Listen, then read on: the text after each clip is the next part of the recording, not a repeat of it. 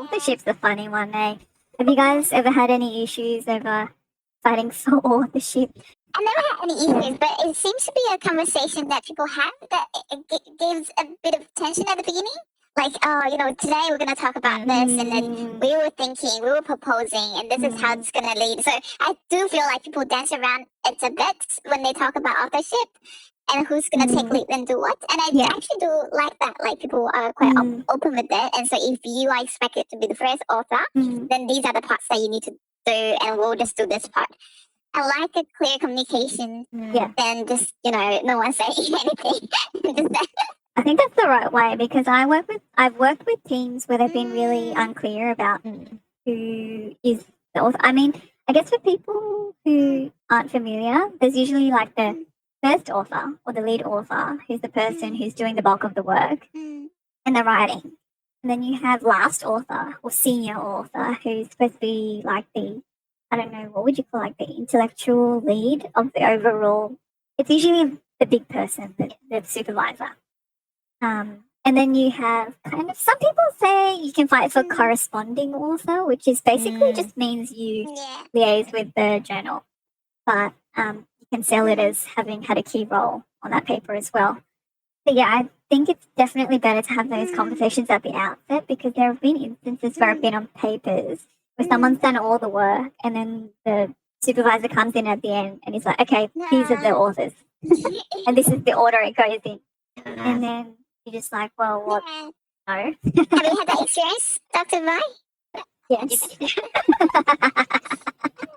So I've had to pick up authorship, like a paper that someone else had started and just was sitting on it for years because they just couldn't, they didn't have the time, basically. And then I went in, but it essentially needed to be redone. But because I've come in late, then I was like second last, least prominent author on it. And I was like, hang on a sec, I really shouldn't have to do all this. I'm basically acting like the first author.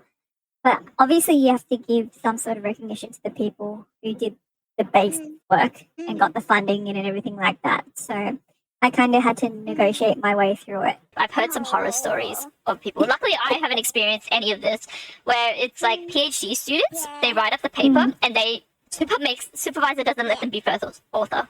The supervisor is first author, or they'll bring in like other people, or they won't let them be corresponding author. It's just, it's crazy. Like, and luckily we haven't experienced anything like that. Yeah. Why though? I don't understand. I thought senior author was like good enough for them. If you have two senior authors, and then like the other one argues to be first author or something, it's crazy. You can find like tables where they put out all the different parts of publication and you kind of score it to determine authorship. I feel like that's a good way, at least at the outset. Like, don't actually do it, but if I will always like send it to all the proposed authors and be like, okay, so it looks like this is how it should go. And it does put a lot of focus on the person doing the writing as opposed to people doing like data collection. My supervisor is a bit too, he'll just be like, oh, let's get this RA to submit this paper and we'll just put them in as an author. Okay, that's a bit too lenient. My supervisor's the opposite. She's very funny about authorship. Sometimes I'll be like, this person is an expert in this, can I bring them on? And she'll be like, no.